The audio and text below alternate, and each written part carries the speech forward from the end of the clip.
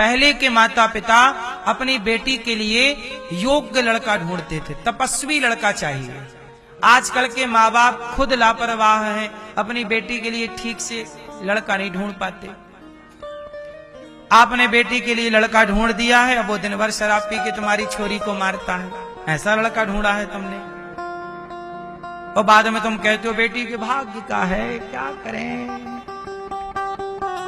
अब तो यही कहोगे, इसके अलावा तुम्हारे पास कोई बहाना भी नहीं है। विवाह करने के पहले पूरा प्रोसेस होता है। आजकल विवाह का पूरी रस्म पूरा सब कुछ लोग निभाते ही नहीं ना। आजकल विवाह मतलब मजाक है। आज विवाह क्या बन गया है? मजाक। कैसा मजाक? क्यों? जिस लड़के का विवाह हो रहा है उसे यही नहीं पता कि विवाह क्यों करना चाहिए। पूछो किसी भी दुल्हा से, क्यों भैया ब्याह करने जा रहा है? हाँ, क्यों करना चाहिए विवाह? पूछो, उत्तर दे पाए भला? उसे पता ही नहीं कि विवाह क्यों करना चाहिए। लड़की से पूछो कि भाई तुम विवाह कर रही हो, क्यों करना चाहिए? विवाह क्यों करते हैं भाई, क्या जरूरत है? आप बताओ भैया, विवाह क्यों करना चाहिए? आपने किया विवाह? क्यों किया है? जन्म के लिए।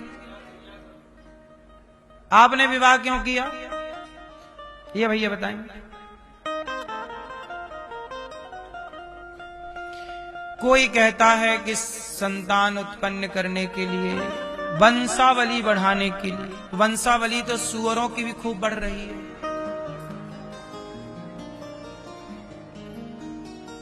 नहीं बढ़ रही? तुम्हारी तो 1-2 बढ़ रही, उनकी तो सीधा 10, 20, 30, 40।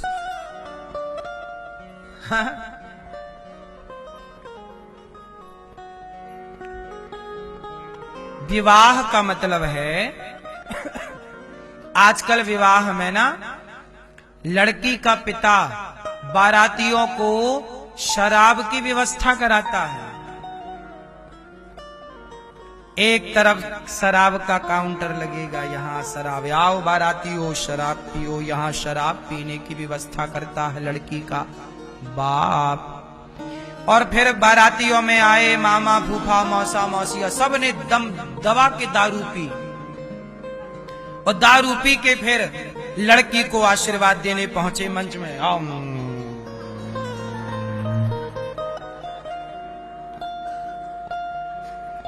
फूफा को पता ही नहीं कि फूफा का फा कहां है, मामा को पता ही नहीं कि मामा का मां कहां है, और ये छोरी को आशीर्वाद दे रहे हैं। शराबियों से अपनी बेटी को आशीर्वाद दिलाते हो, तुम्हें शर्म नहीं आती? कैसे बाप हो? तुम्हारी बेटियों को, तुम्हारी बेटी को ये शराबियों का आशीर्वाद फलीभूत होगा? गधों की तरह हरकत करते हो। इन शराबियों के आशीर्वाद से सब होगा? धन्य है साहब, धन्य है। विवाह एक यज्ञ है। सनातन धर्म का सबसे श्रेष्ठ रस्म रिवाज विवाह परंपरा है। विवाह में क्या होता है? यज्ञ होता है, मंडप होता है, लकड़ी का मंडप गाड़ा जाता है। आजकल तो सब आर्टिफिशियल होता है। सही प्रोसेस है, लकड़ी का मंडप हो, उस मंडप के नीचे हवन वेदी होती है, यज्ञशाला है वो एक तरह की। वहां पे लड़का लड़की दोनों आहुति डालते हैं। आहुति डाल के अग्नि को साक्षी मान के अग्नि के फेरे होते हैं। उस अग्नि के फेरे, किस अग्नि के? यज्ञ की अग्नि के। किस अग्नि के? यज्ञ की अग्नि के। पति पत्नी का वचन होता है, एक दूसरे की प्रतिज्ञाएं होती हैं, वो यज्ञ है। विवाह एक यज्ञ है। विवाह क्या है? एक यज्ञ है। लेकिन उस यज्ञ को शराब का ठेका बना दिया लड़की के बाप ने। पैसे हैं साहब, दिखाना है दुनिया को कि देखो हमने अपनी बेटी के विवाह में करोड़ रुपया खर्च कर दिए। है कोई ऐसा?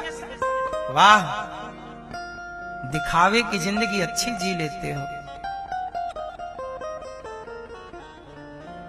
ये दिखावा है। शराब पिला रहे हो और वो शराबी तुम्हारी बेटी को आशीर्वाद देंगे। इन शराबियों के आशीर्वाद से तुम्हारी बेटी सुहागन रहेगी।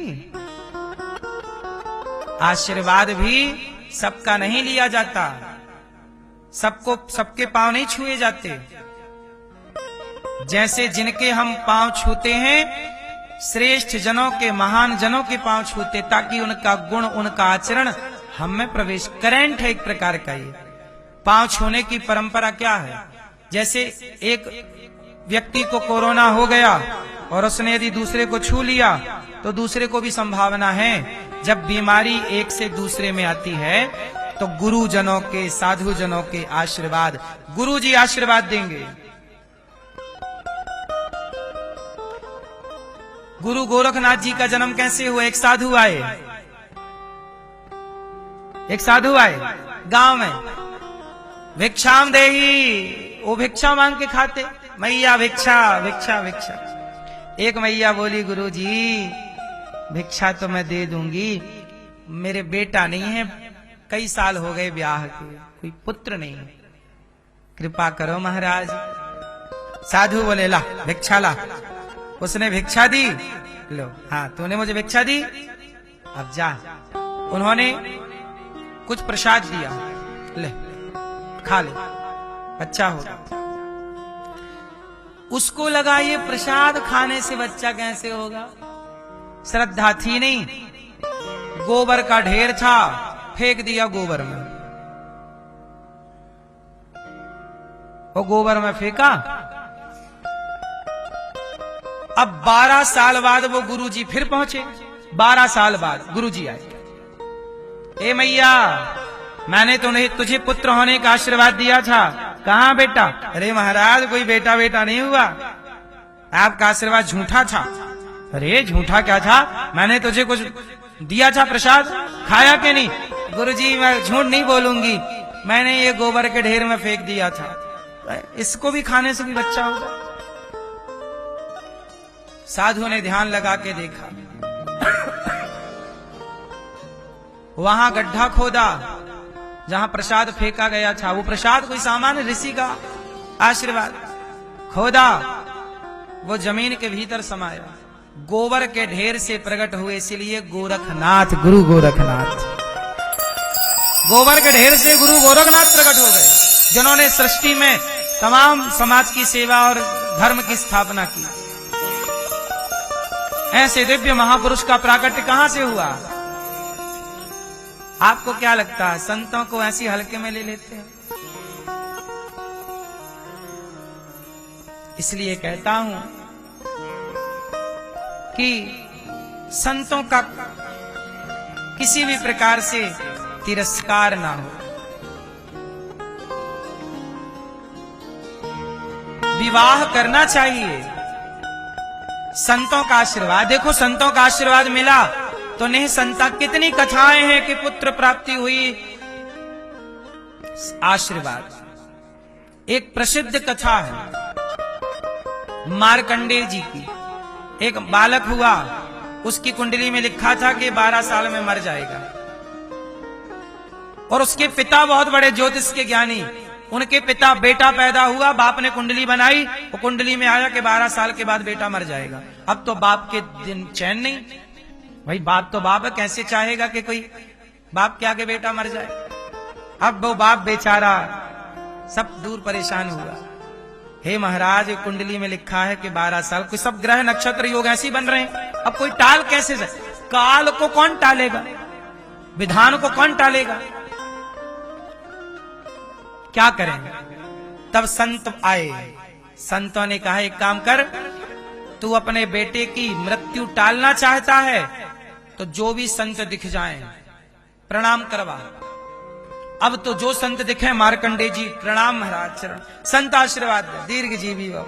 एक बार संत आ गए दिव्य और आशीर्वाद मांगा, जाओ चिरंजीवी भव। और आज 12वां साल का आखिरी दिन था, आज बच्चे को मरना था कि तभी संत आए, और संतों को प्रणाम करने की आदत थी। आयुर्विद्या यशोबलम अभिवादनशीलस्य, जो नित्य प्रणाम करता है माता पिता को, बड़े बुजुर्गों को, उसकी क्या बढ़ती है? आयु विद्या यश बल, आयुर्विद्या यशोबल। अभिवादन करने से, सम्मान करने से, सेवा करने से। चरणों में गिर पड़े। आज बाप को रोना था कि हे भगवान अब क्या होगा। तब एक महासंत आए, चरणों में प्रणाम किया। संत ने कहा चिरंजीवी भव, जाओ लंबी आयु दीर्घजीवी भव। साधु के चरणों में पिता गिर पड़ा, महाराज ये चिरंजीवी नहीं है, दीर्घजीवी नहीं हो सकता, आज इसका आखिरी दिन है, ये मर जाएगा। संत बोले कैसे हो जाएगा, देखो महाराज कुंडली कह रही है। कुंडली तुरंत संत ने ब्रह्मा जी, साधु मतलब साधु दिव्य संत, ब्रह्मा जी से बात की। वो सनकादि थे, ब्रह्मा जी से बात की कि ब्रह्मा जी क्या है। बोले आज इसका आखिरी है। भगवान सनकादि बोले नहीं, हमारा आशीर्वाद मिथ्या नहीं होना चाहिए।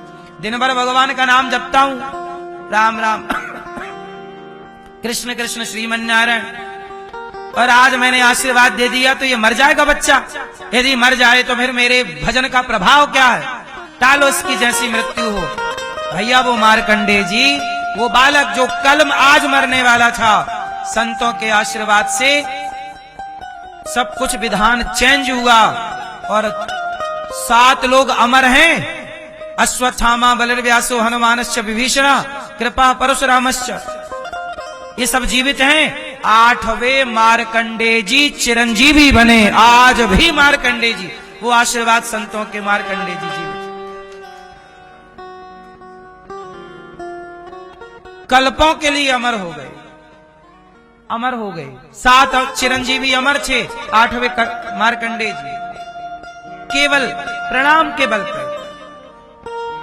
सोचिए आशीर्वाद किनका लिया जाता है, और तुम अपनी बेटी को इन शराबियों का आशीर्वाद दिलाते हो।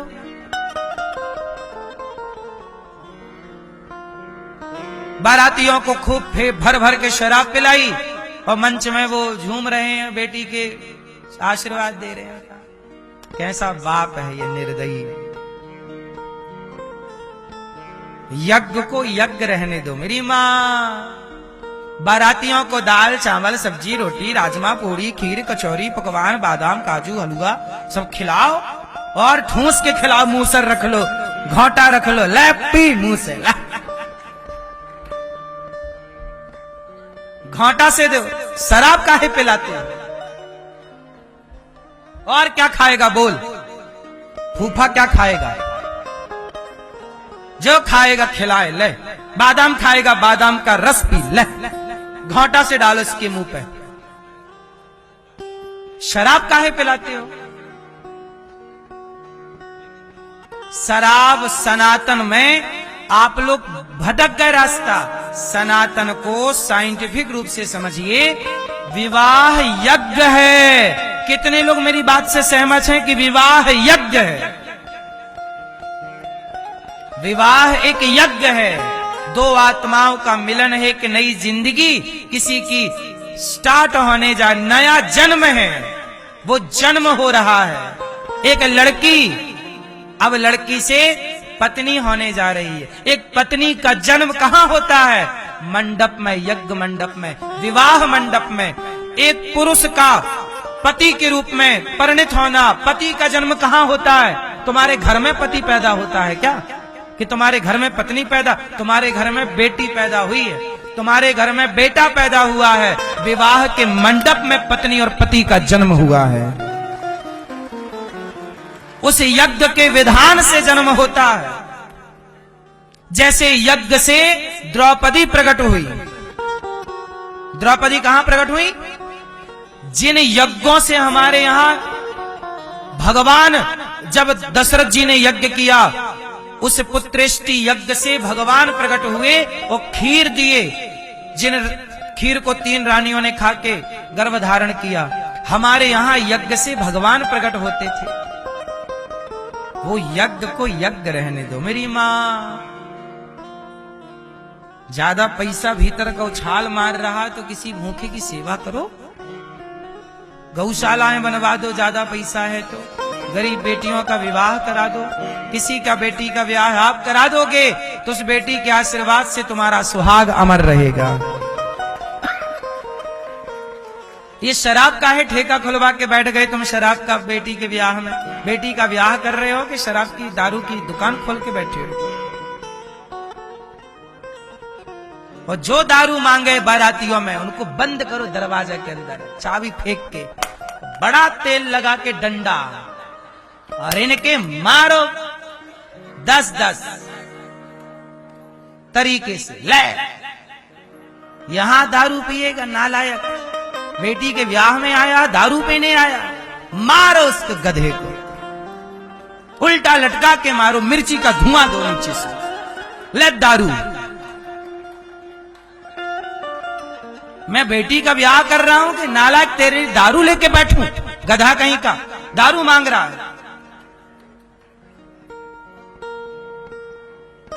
यही जगह मिली है तेरे को दारू पीने के लिए बेटी के ब्याह में, और दुनिया खाली हो गई, वहां दारू नहीं पी सकता, यहां आया मेरी बेटी के ब्याह में दारू पीने के लिए। इन दरुओं का तो मुंह देखना पाप है,